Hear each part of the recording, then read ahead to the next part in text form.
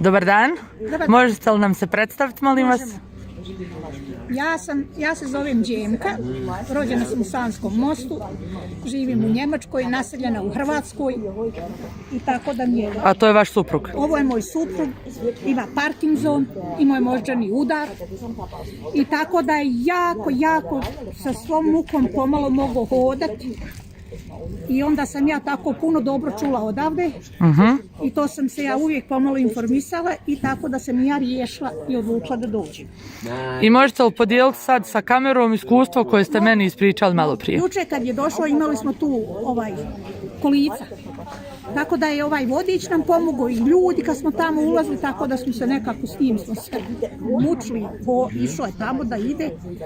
I onda smo bili i onda sam otišla, kad smo izišli sve, onda mu je bilo toliko loše i njemu i mojoj ćerki da su poblijedli ko zid.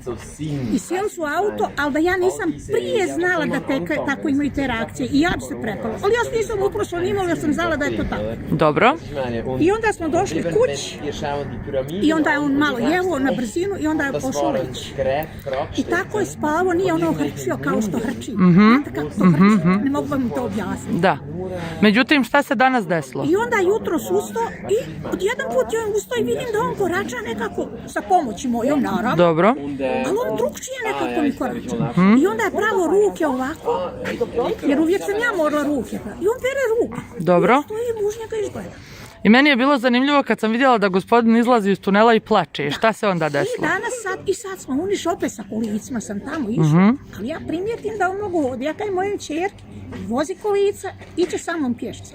On je sve došao, sad ne znam koliko to metara ima tamo gdje je bilo, ne znam kako se onaj brodom, što se na slici, što je onaj. Mohanđi? Ne znam kako se. Dobro. Pješce je došao i kad sam ga pustila tu, ja sam ga pustila samu. I on je išao tako brzo, ja sam bojela pašta. Evo, vidjeli ste ga, onda ste ga vidjeli, vi kad je ovdje došao i kako je plakao. Da.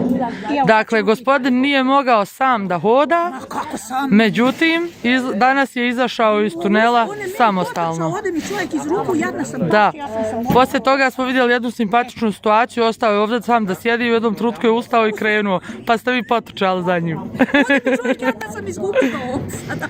Hvala vam puno što ste podijelili svoje iskustvo s nama. Tako radovala se, ostaću još ovdje, ako Bog da doću, još sigurno, jer to ću ja sigurno. Ovo je nešto nevjerovatno, puno sam priči čula iz prve ruke. Da.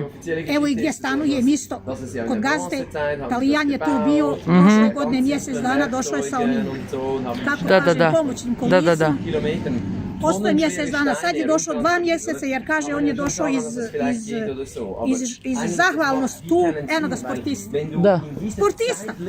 Kajem, ja sam to sad sve čula od ljudi iz prve ruke. Nisam čula ni preko medija, ni preko televizije, ništa, nego kaže to je nešto fenomenalno i samo treba, kogodic ima bolest, neka ne jede kruha, a nek dođe na pozdravi. Hvala vam puno. Nema načeme. I vidimo se opet. Hvala vam i ovim ljudima, i ovim Bog i blagoslovija Semira. Evo, već ga gledam u nebeskom carstvu, važda koliko je taj čovjek napravio. Hvala vam. Tako i ovi, evo, vidiš ovi mladića, gledajte kako rade. Hvala vam puno.